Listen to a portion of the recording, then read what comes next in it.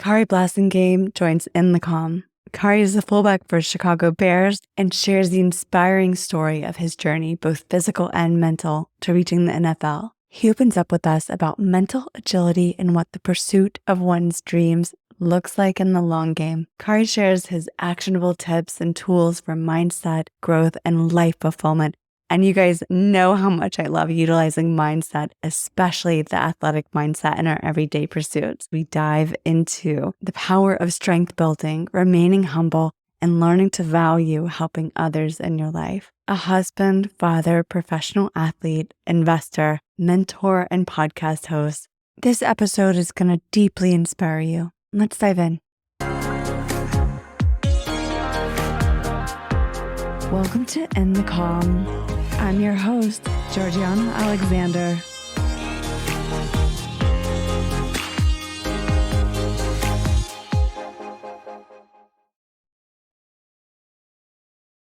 Khari, so excited to see you and have you on the show. Welcome to In the Calm. Thank you. Thank you. Glad to be here. You've got like this really great backdrop. It looks like you're in this beautiful little garden and outdoor patio, just soaking in some goodness of the outside temperatures today. You know, my office and how I usually film is not really set up, so I decided to just take it outside. So I'm glad it works out. Well, thank you for being here. We met, gosh, it's been years ago as you were kind of on your journey. We met as neighbors in Nashville. We were just chatting off camera about how it's so interesting how different people come into your lives. I think nothing is ever by accident, right? We show up in each other's lives to support in different ways at different times, even if it's just by a smile.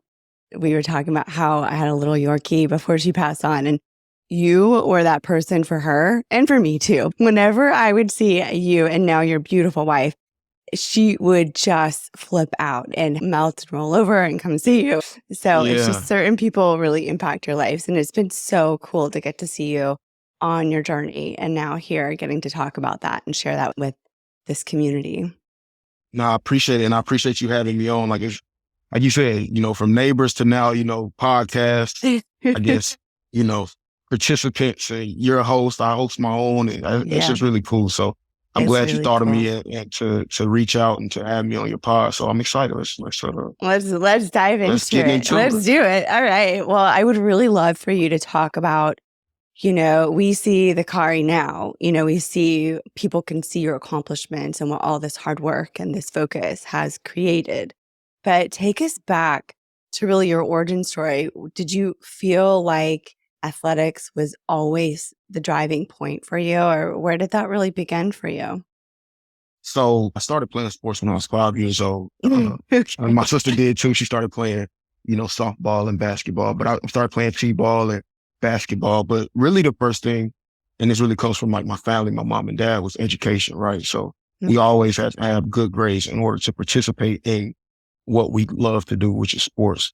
So I was always very passionate about it because it's just fun, right? You're out there with your friends, you're competing, you're running around, you're getting to use all your energy. So it was always just really fun. But the main thing was always athletics. So a little bit about my origin story. I'm from Huntsville, Alabama. My mom and dad, my mom's from Huntsville, my dad's from Georgia. I got one sister. And, we just grew up doing that, playing sports, prioritizing school and, going to church, things like that, just regular, family things. And so, as I'm coming up on, elementary, middle school, just always playing sports now. And in high school, I actually fell in love with football when I was 10. That's when I started playing. That was actually the last sport that I picked up. Actually, track was the last sport that I picked up, but football was like the last one that I picked up in the rec ball setting. And I really fell in love with it. So as I go through middle school, I'm watching college football, I'm watching the NFL and, just kind of falling in love with it, right? It's just, it was exciting. It's a spectacle. You're watching guys, just do amazing things. You got, this is elementary school when I say these names, but you got Reggie Bush, you got Vince Young, you just got all those guys. And then you grow up now, you're watching Eric Reed and Tyrann Mathieu and Noshawn Marino, just all these guys that are, just great at what they do. And so you just start imagining and dreaming. So that's what I, did in middle school. High school, I start, playing and just always had a dream of wanting to play in college. And, the dream just grew. Like at one point, I looked up to guys at my high school. They went to certain schools. I was like, you know what? I want to go to that school. And then as things grew and progressed, I started to see more that was out there. And I landed at Vanderbilt. So I played at Vanderbilt, redshirted 1 year, played 4 years for a total of 5. And, that was a great experience, met a lot of good dudes. And, since then, I was undrafted into the NFL, cut my teeth, just kind of climbing up from being undrafted. And I've been here for 4 years, and now I'm about to spend my 5th year with the Chicago Bears. And so it's really been a blessing, man. Just a whole journey, just really having fun with it, being committed, being dedicated. It's going to sound like a cliche. It never really felt like work.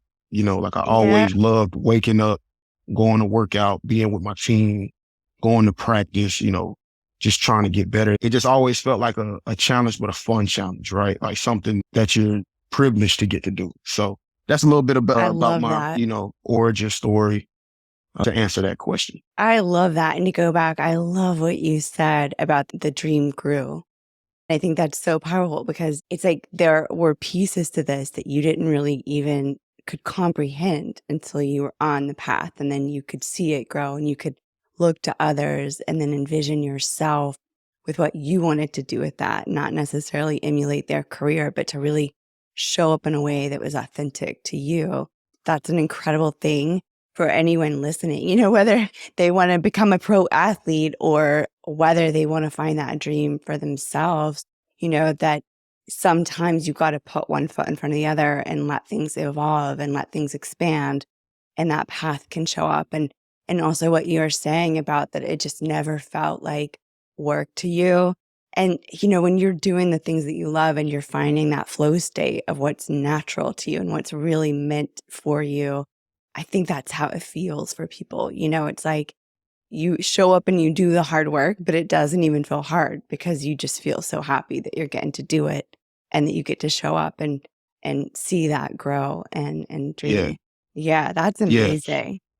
And on that, like, not that it's not hard at times, because there was definitely times where it was like, I want to get into where it was that like, too.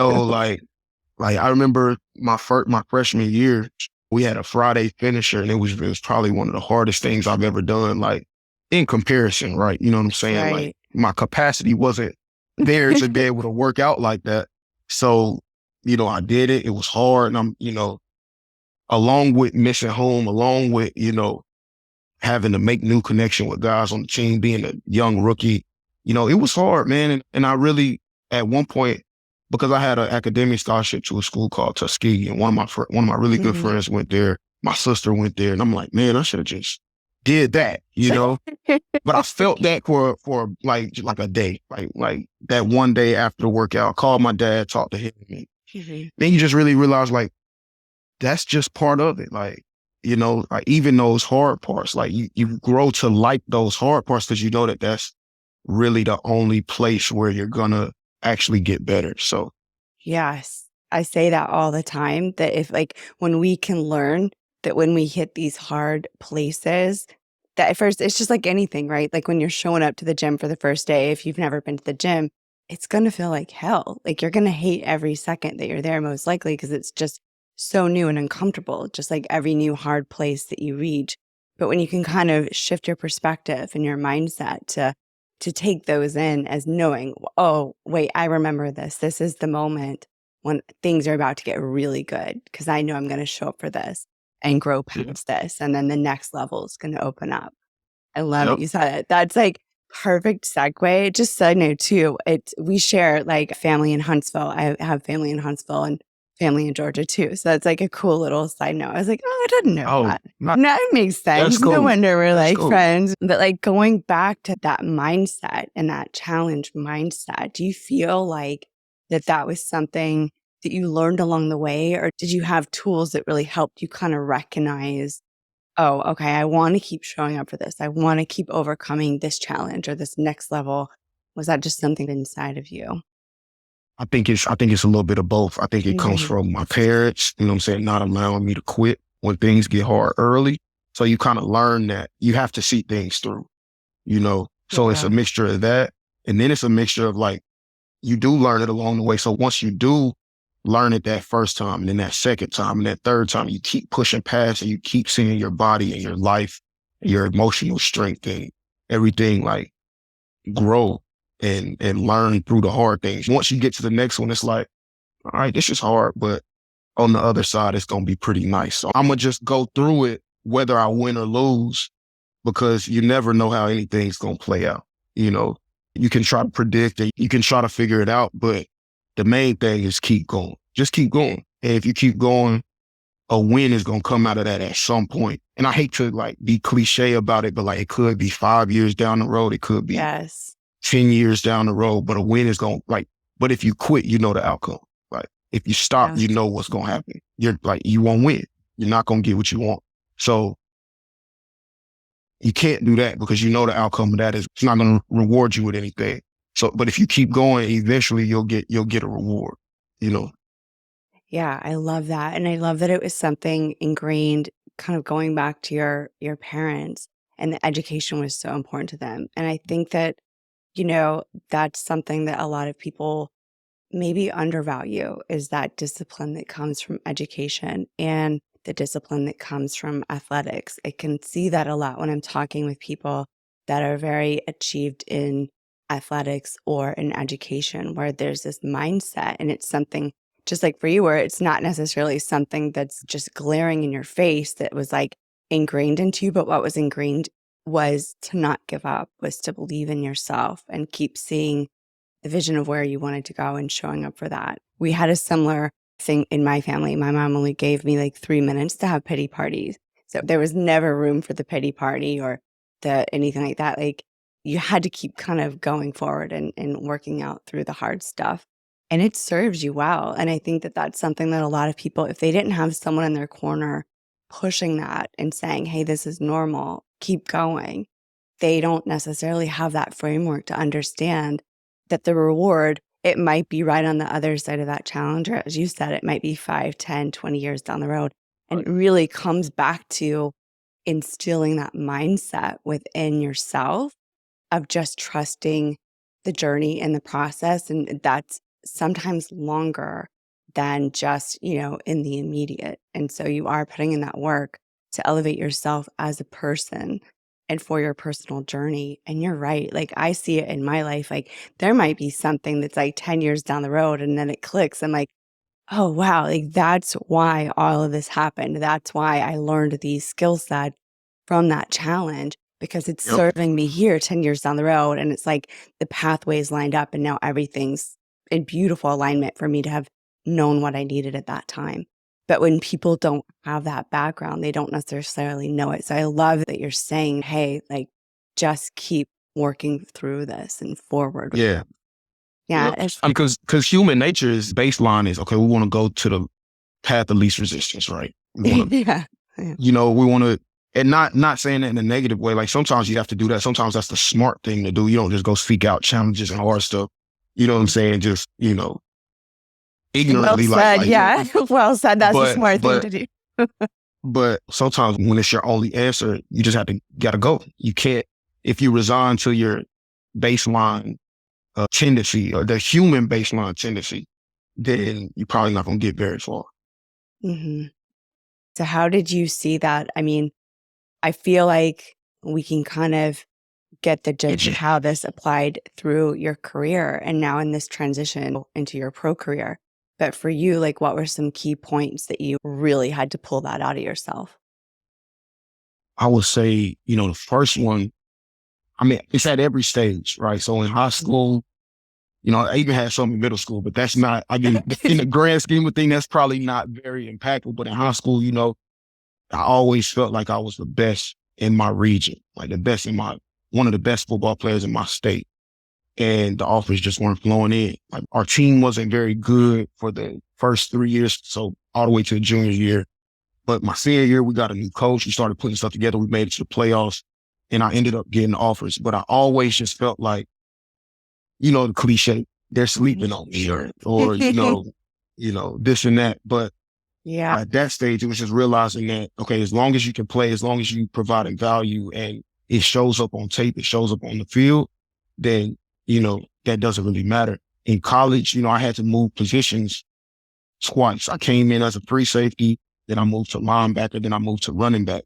And it wasn't easy, right? It worked out really well because, when I moved to linebacker, I played special teams, got a chance to get that experience. And that's serving me now in the league. Special teams is a big part of the NFL game. So being able to do that and run down and make tackles, most offensive players don't do that well. I'm not going to say most, but, special teams is a big part of the game. Yeah. Right. Yeah. So I learned, I was able to learn that and then just learn how to adapt and learn how to learn fast. Right. Because, I love that. Learn how to when I adapt and moved, learn fast. Yeah. so like when I moved position, I learned totally new position, totally new playbook. Right. So if it takes me long to learn and I don't know what I'm doing when I'm on the field, I'm probably not going to produce. Right. So I had to learn fast in the classroom. That's what we call, we say you got to take it from the class to the grass, but it's, it's the film room, it's the classroom. You got to learn the playbook so that then you can go out and apply it when you play. So I had to be able to learn fast. I just had to learn how to adapt and like not have any pride with it. Sometimes connotation when you're getting asked to move a position is that you're not good at something, right? You say like, oh, well, he's too slow to play safety. Or I could look at it as I'm not too slow to play safety. I just came in and I was 6 foot 195 and now I'm 6'1", 230. So maybe I'm just not built for safety anymore. So I moved to linebacker and then I could look at it negatively and say, oh, well, they don't think I'm good at linebacker. So they're moving me to running back. Or I could look at it and say, well, I played running back in high school, so I can provide value. I can go help the team at running back and, see how it plays out. I just decided to look at it positively. Now, it wasn't always easy, but, I looked at it positively and it worked out. And now in the NFL, I think that's serving me in my position I'm in now because I moved from running back to fullback, which a lot of people say that fullback is an unsung position and don't get a lot of credit. So, whatever. I could have a lot of pride about that and be like, oh, I want the ball more. I want this. I want that.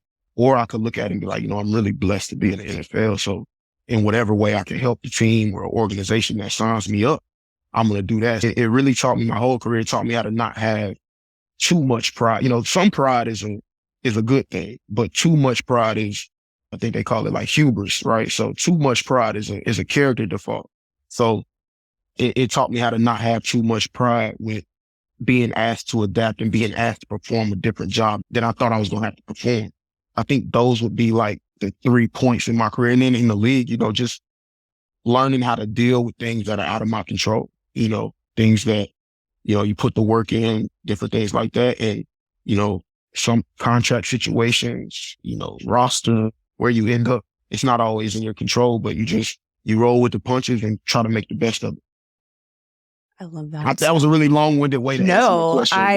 I'm like taking it all in. I know everyone listening is too, because there were just to see your perspective about this is such a beautiful thing, because so many people would let their pride get in the way and would let their ego get in the way. And for you to use these moments, not only to be able to pivot fast, but to really be able to elevate yourself and look to how you can help elevate others, I think speaks to who you are. It speaks to what's in your heart and also how you show up in life, as what I've seen of you and the times I've interacted with you as well.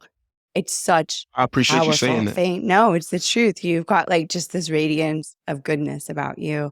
And every time I've ever interacted with you or seen you interact with other people, it's so obvious, you really are here to elevate others in the journey of your own elevation. I just think that perspective of being able to pivot, if you could look back now in this conversation that we're having and kind of pluck out any key points for people listening that really helped you be able to adapt that mindset of like being able to pivot fast, of how you can, as you said, I love this, go from the class to the grass very quickly, and take it and learn fast. Are there any tools in this? I mean, I don't even want to call it an athletic mindset because it just so is beyond an athletic mindset. It's just, this is Khari mindset, and it's such a beautiful thing. How would you extract that? I would say not the first, but one of the things, as you were saying that is that I just want to be very clear, like, it's not like I was always like super positive, right? There was like very negative. That's what I wanted. Where did the point come in?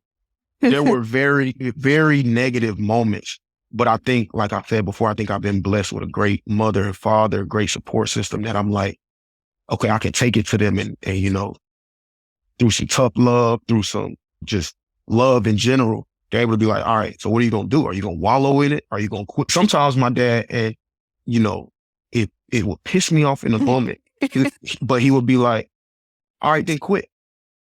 Like if I'm taking something to him, I'm just like, man, this is unfair. Why is this happening to me? Like blah, blah, blah, blah, blah, blah. All of this, you know, belly aching. Then he'd be like, all right, well then quit. And in the moment, it's so frustrating. You're like, man, you want somebody to console you, but Yeah. what are your options, right? So I don't want to say all of that and just give off the image that like everything was always so easy and I just rolled with the punches and adapted. Nah, it was hard, but I had people to kind of give me that tough love, tell me what I needed to hear, not what I wanted to hear. And I think it would just be outside of that, outside of the external, just like when you hear somebody tell you the tough thing, is to then accept it, right? To be aware enough to be like, all right, this is what it is. And I only have a few options forward if I really want to get what I want to get. And that's to keep going. That's to be positive. That's to find a way to adapt. That's to find a way to provide value for any situation that I'm in. You know, whether that's an athletic situation, a team, whether that's a job, whether that's a relationship, you know, you gotta be able to adapt and you gotta be able to accept where you are and then look at a point in the future and say, this is where I want to go. What do I need to do from here, where I am, not where I think I am, not where I think I should be, you know, just real acceptance, you know, tough love and acceptance. I would say the answer is to embrace those things and have people that are going in your corner that are going to tell you the truth and tell you, you know, and tell you like the real. That feedback. And that's so powerful that you have that in your life and in your corner. And it is to speak to you is like, even when you do have that, a lot of times people may or may not listen. And the fact that you, as you said, step into awareness of where you want to go, and it causes you to pause and take in and take acceptance of what they're saying to you. And also look at, where do I want to go and what's the positive route to get here? You know, what's actually going to take me there. And I think for everyone listening, you know, whether or not if you feel like, oh, I don't have anybody in my corner, you can learn to cultivate that within yourself. You can be both sides of that, where you take yourself out and you sit down and you say, all right, this is where I'm going. This is what I'm up against. How can I find a different perspective? And ask those questions within yourself. You know, hopefully all of you have somebody in your corner, but if you don't, just keep in mind that you can find that within yourself as well and go into that space and ask those questions. I love that. I was not thinking that it was just all rainbows and butterflies, you know, in that journey. There's always the challenge road. And that's the beautiful thing, is being able to take the challenging moments and let them shift you. And now each time you hit these moments of challenge or big change in your life, you're a different person than you were when you began that, because you've begun to cultivate a trust in these moments too. And then you've got that great support team. So that's amazing. Thank you for sharing that so much. No problem. Thank you. Yeah. I appreciate it. So like you've had like this big shift with moving into a pro career and a lot of visibility. I mean, you've always had a lot of visibility in sports, but there's such an ideology around pro career, pro athlete, what that looks like. And I love now you have your podcast business of athletes, and you're really speaking to helping others find business opportunities, investments, and looking at their career and opportunities a little bit differently, so that way they do have longevity in future financially, because there is this maybe misguided idea that just because someone gets a big deal, people, family, friends who, you know, are sitting in the hometowns of these star athletes are seeing the big dollar signs and whatnot that come along with some of the contracts. And then everybody comes out like waiting for their houses and waiting for their new Ferraris and everything like that. Can you speak to that a little bit? I know that this is a big passion for you and something you've been very vocal about. Yeah. So, you know, financial literacy just in general, not even just for athletes, but in general is one of those things that, you know, it's not taught in schools, right? So when you get to a level where it's so important that you have financial literacy and that you have emotional intelligence to be able to deal with the family and the friends calling and asking for things. And, you know, in my case, I haven't had to deal with that. So I'm blessed to not have had to deal with that. Right. But when you put those things together, it's a very stressful situation. And then throw, you know, your own family, and I'm married, I have a daughter, like the responsibility to take care and do things in order that way is another set of pressure. So you pile all those pressures on of maybe not having the financial knowledge, having the family, you know, calling and asking for money, and all the emotions that go with that. You might feel guilty. You might feel like you owe someone, you know, you want to be the hero. And then you pile your own responsibilities on top of it. If the foundation and the structure isn't there to help you deal with those things, then it creates a really sticky situation. So that's one of the aspects of business of athletes, is providing that financial literacy and that financial education. Next season, we're going to get into that a lot. The first season was, you know, the main objective of the first season, and it'll still be a part of the second season. You know, we talked earlier about, you know, the pivot and being able to adapt.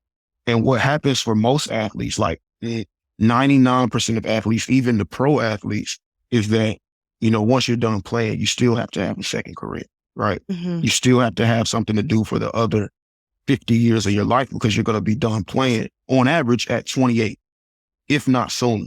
You know, if you don't play in the league or professionally, you're going to be done at 21 or 22 whenever you graduate college. And so what I've seen and what a lot of people have seen is that there's this period, like it's like a purgatory, like you're not an athlete anymore, but you don't really have a corporate identity, a business identity, an entrepreneurial identity, and you don't know what you can do or what you can be. So the purpose of the first season was really just to highlight the people in my network that have made that pivot and that have gone through that, and that are entrepreneurs and real estate investors and in the corporate world, things like that. So it's all a part of that, being able to, again, accept what happened, accept where you are, because a lot of times everybody wants to go to the league. There's those few college athletes that want to just use college to get a degree and move on.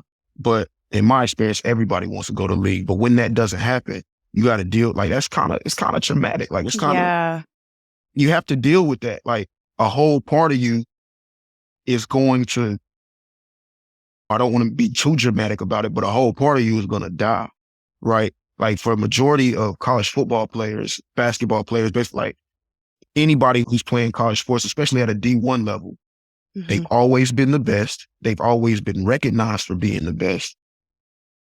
And it comes with a certain level of like emotional validation, and like your community, you know, sees what you're doing, you know, your work that you put on film or on the court, on the field, it speaks for itself. So when you don't have that anymore, you have like a identity crisis, and like you have to go through this whole mourning process of, okay, I'm no longer a professional competitive athlete, because whether we like it or not, college athletes are professional athletes. Yeah, right? absolutely. You work 60 hours, you work 40 plus hours in school and athletics, and you perform, you know, in front of thousands, sometimes hundreds of thousands. And if you play on TV, sometimes millions, right? And, you know, once that's over, there's nothing that quite compares to that feeling, you know? And so once that's over, you have this lull and this downtime, and it's hard to, like we talked about with, you know, taking a step back, as far as it's hard to look at this next thing that I want to do and say, well, what do I want to do? Who do I want to be? And chart that course. And Business of Athletes is a platform that kind of helps or seeks to help young athletes be like, okay, that guy's an entrepreneur. He played 4 years in college and he's now an entrepreneur. I'm going to look at what he did and I'm going to do that. I'm going to look at what she did and I'm going to do that. Or I'm going to look at this business they built and I'm going to build my business off of that.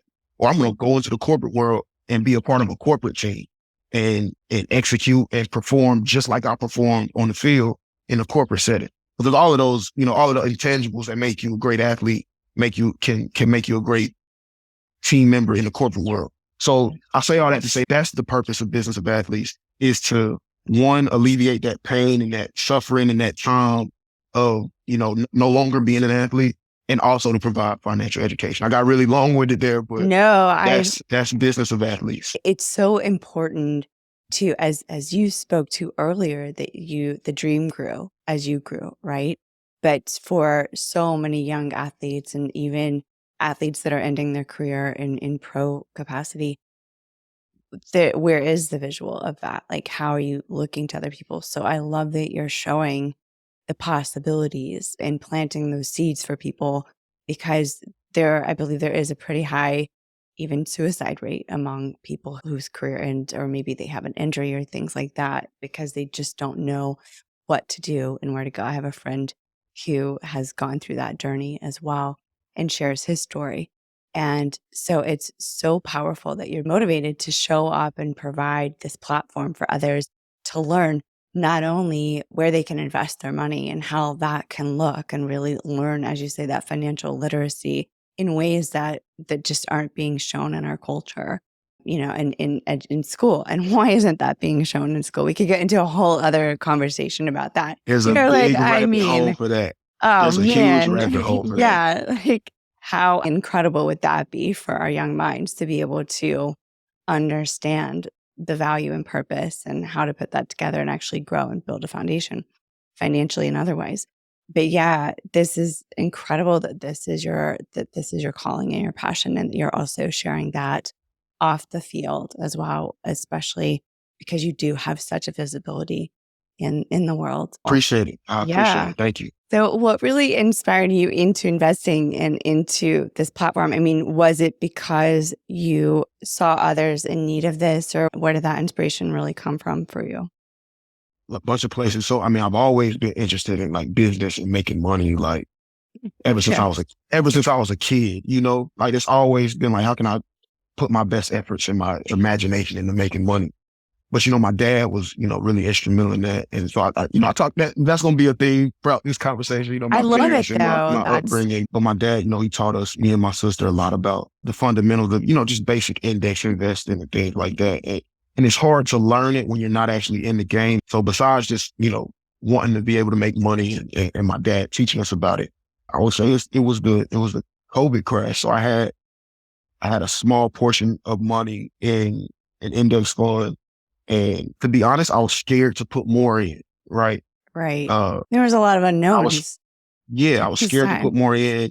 And I was really into, like Bitcoin at that time, which played out, but probably wasn't the most sound investment risk-wise, but it paid out. And but I only did a certain amount in index funds, right? But then by the end of 2020, early 2021, if I'm remembering the time frame correctly, like I saw that money like double in the index funds, and then crypto wasn't doing as well. And so I was like, okay, I need to learn more about this. So I started learning more about this. And if you pair that with the fact that in 2021, I had a knee injury. So in the back of my mind, I was like, what happens to my money if I no longer play again after this year? Mm-hmm. I just really wanted to know as much as I could about how the system worked and what I could do to make sure I was best positioned to not lose my money. And so that just turned into me being really obsessed about it, watching as many YouTube videos as I could. My wife for Christmas bought me like 10 investing books, and I've, been going through those. I love. So really it just, I would say it came from those three places, just having an innate like urge to sell something and make money. I mean, I used to sell, everybody sold candy, but I used to sell candy. I used to burn CDs to people and sell them, Were you like always at the top of the sales list? I bet you were, like, if you're out there selling the candy bars, like for supporting the boosters and things like that for school. Look, you're just like, I don't know if I want to win. Yeah, I hope so. I mean, I know I always made my fundraising amount, but yeah, so on top of just always having that, that want to make money, and then pair that with the fact that my dad taught us really well, and then the urge to not want to lose all my stuff in 2021, I think that's what kind of pushed me into the lane. I feel like times of unknown, people a lot of times associate that as times to kind of retreat and back off of their ideas or their dreams or what they're doing. And historically, those are the times to just fully dive in. That's where the mega millionaires are made. That's where, the new entrepreneurs are made. Like, we saw so many entrepreneurs and new multimillionaires coming out of a time when everything was shut down during the pandemic. Yep. And it was just because you have these windows and these moments. And that's not necessarily, I'm not saying to capitalize like on hardship times, but it's actually, those are actually the windows, just like what we were talking about earlier with the challenges, right? Like when you see a challenge, these are the times to dive in. When you see the moment where maybe the rest of the world is kind of taking a breath, or it feels like that urge to kind of retreat, these are actually, that's your signal to find the open point and to dive in and to look for the Yep. opportunities that others aren't going to drive forward into. That's amazing. Absolutely. Yeah, Absolutely. Yeah. that's amazing. I love that part. You're like, I didn't want to lose my money. I mean, that's like the I motivator didn't want right to there, right? lose. You're like, I don't know. Yeah. Like, I don't know. So it was very personal for you with the unknown of your career and the unknown of the pandemic and things like that. And I love that you've been able to just pivot and find your way forward. The reality of these moments, it's a lot harder than obviously talking about it now on the other side of it, but just to keep putting one foot forward and taking those breaths of, okay, this is hard, but I'm going to keep pushing forward. For anybody listening right now that's maybe having a struggle with their dreams and what they're going through, or feeling like that sense of unknown and that, maybe failure of what they're doing, but the ability to push forward, what would you say to them? What would be something that you would extract out of your whole experience of life so far? I'll say the first thing to do is to pray. That's where I am spiritually. That's what I believe in. And, I'm not trying to offend anybody, but I would say pray. The Most High has blessed me and my family. I would just say pray, ask for guidance, ask for wisdom, ask for discernment. And then just once you pray, just trust and get back to work and try to figure it out. Google things and read what you read with discernment, try to find answers. But first of all is to seek some wisdom from a place that's a little bit bigger and wiser than yourself. Mm-hmm. And then the next thing, and equally as important thing, is to just keep working, like work hard. Like don't get discouraged, don't get lazy, just keep working, because it might not feel like you're making any ground, might feel like you're running in place. But when you're in that moment, just keep working, because that's the work that, like, anybody can work when it's easy, when things are going well. And, I like working out a lot. So in the gym, like when the weight is light and it's moving easy, anybody can push it and scream and, yeah, we moving weight, just have a bunch of positive energy. But when that weight get heavy, you gotta keep pushing, because that's when you're going to really make it. Like when you're tired and when, like, you get to the end of the workout, you don't have no more juice. That's when you got to really keep going, because that's when the real gains come.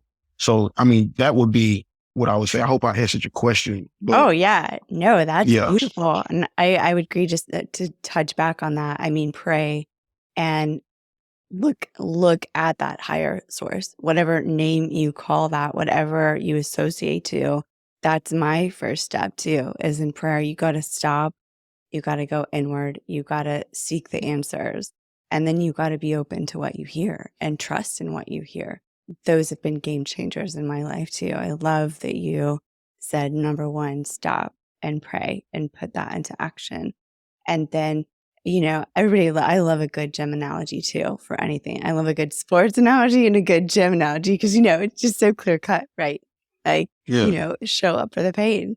It's so true. It's easy to say that you want something and then pause or stop or get scared and frozen. And everybody gets scared. Everybody has moments in their journey, whether you're the entrepreneur, whether you're the athlete, whether you're the new mom, whether, whatever it is that you are showing up in your life, everybody has those moments where you hit a wall and your journey on that road has shifted and you don't know it yet. And you need to stop and listen to the answers of what the pathway looks like for you, and then trust and go that direction. And I know in my life, there are times where even when I feel like I'm not, you're not flying and leaping through the air on these huge leaps, but that's actually when you just take even little micro steps forward and you just keep going and keep moving forward and trust, I think people underestimate those small steps forward.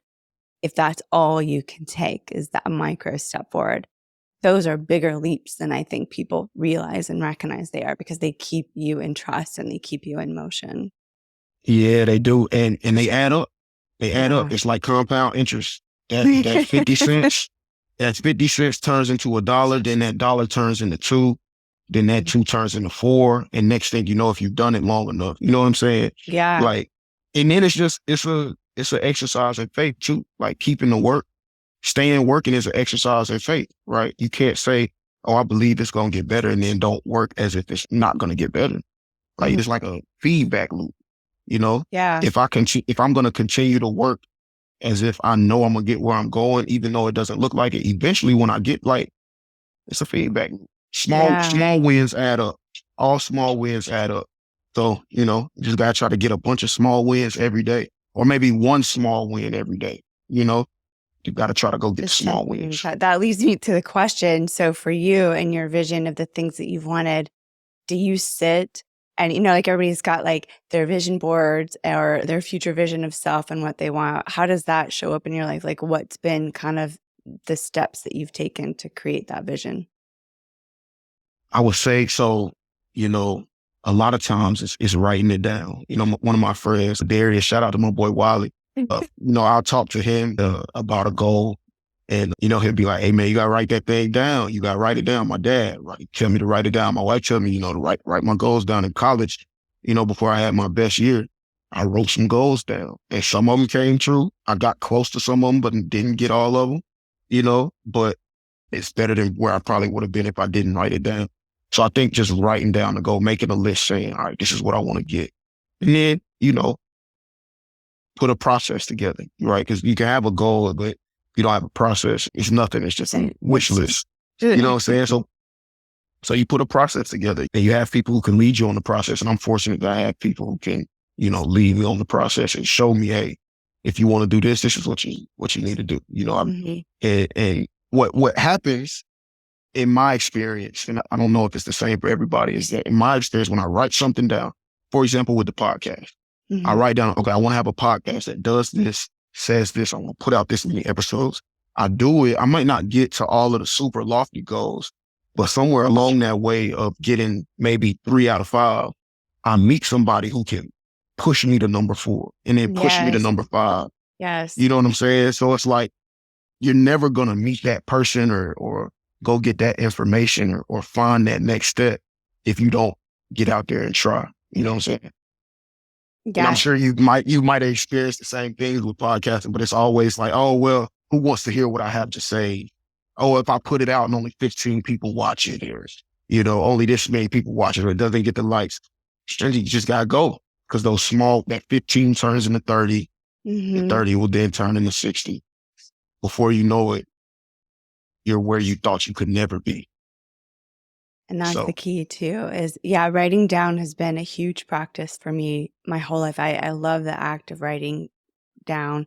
I love the act of finding the visuals as well. Like I'm very visual. So whatever that looks like, but the writing down of the goals, every year I put together a fear list of things I'm afraid of. And that way I can work through those achievements and those things that maybe feel a little scary to me.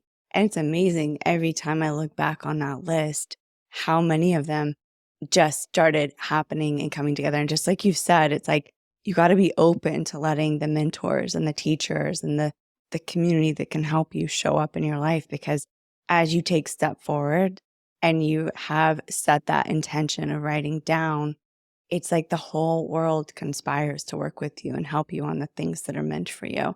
And so you are put in the path of people that will help you elevate into being the version of you that you've set the intention that you want to be. It's hugely powerful. I know I feel the same way. Yeah. And that imposter syndrome of showing up in something new, like a podcast or something visible, that seems, I would say, showing up in an athletic. I mean, everybody says, like we see the end game. We see where someone has achieved the goal that they set how many ever years ago, as a 5-year-old, you started this journey. And so we can see the end game of like, oh, you reached your goal. that there's all those years in between of showing up for yourself and showing up for your vision and letting that expand, letting that grow, as you said, overcoming the challenges, continuing to show up for that. And so it's important to not discredit, we see people in places of achievement, we see, music artists and we see entrepreneurs and we see athletes. We don't always see the journey that it took for them to get there in these writing down the goals and the steps. That's giving permission for your mind and all of your being to show up along the way that are going to keep you moving forward to that bigger goal. So it's so incredible and powerful. I love that that's your practice. I had to definitely learn and be encouraged along the way. But yeah, that's definitely one of those things is that, you just got to put it on paper, make it real, it real. Yeah. Bring it to life. So Khari, just kind of in wrapping up, and this has been so much fun. I feel like there's just so many rabbit holes that we could go down here in these conversations. It's so the education one, we could have went down. We could have gone down. And then in the business and the entrepreneurship and the podcasting and, athletic mindset and just life mindset. And congratulations on baby Jordan now, just over 6 months, right? Didn't she just turn 6 months? 6 months. Oh my gosh, she's so adorable. And you guys are just the sweetest family. I love seeing you grow and come together. So congratulations. There's so much goodness coming in your life. And now you also just signed to stay with Chicago for 2 more years. Is that right? That's I did. Very exciting to kind of know your place for where you're going to be for a few years. In this football world, that is, it's huge. There's a lot that kind of lifts off your shoulders, so I'm very, very blessed and grateful to have got that. That's amazing. Congratulations for all of these things. And kind of in wrapping up, if you could share with us, do you have any wellness routine or any kind of non-negotiables of your day that are there for your well-being, aside from obviously fitness and things like that? But what's your wellness care? I need to have better daily. I need to have better daily self-care. I would love to sit here and tell you that I wake up and meditate every day, or I wake up and pray every day for a certain amount of time. But honestly, I don't. So I would love to say that I have that daily routine, but I would think every now and then. For me, it's as simple as going to get a good haircut and talking to my friends, my dad, my granddad, my family, just chilling out, just kicking it. Sometimes you just get into the space where I gotta work. Mm-hmm. Sometimes it's cool to just do some things. I like to go get a nice haircut, get a smoothie. And that's wellness right there. That's just wellness. Chill and watch some TV. Yeah, I love that you brought that into the wellness conversation, because we do kind of associate, I need to sit and meditate for hours and it needs to look like this. But those are your walking meditations, it's kind of your waking walking meditation to get a good haircut and to be in community with your friends and family. And that's powerful stuff too. And we're just going to go ahead and hold you accountable that you're going to okay, Khari, when we circle back with you, you're going to be hi, I had some breath work I'm working on, that. Yeah, at least a minute or two. At least a minute or two. You can do it. You can do it. I'll do that sometimes in relation to sports. When I'm in season, I'll wake up, get my 2 minutes. I use this app called Breath Work. But sometimes, when it's not competition related or performance related, I kind of let it slack. So I do need to pick that up. So well, that's okay. I think you earned it. So thank you so much for being here, for sharing your story and your perspectives. It is such a pleasure to always see you, and it's such an honor to have you on this show. And I know everyone listening is going to find such inspiration in your story and in your wisdom and journey. So thank you so much for coming on. Thank you for thinking of me and inviting me. I really appreciate it. Great conversation. Like you said, a lot of rabbit holes we could have gone down, but so many. We'll circle back on those rabbit holes. We'll have to come back into that conversation another time. Cool. Thank you. I appreciate it.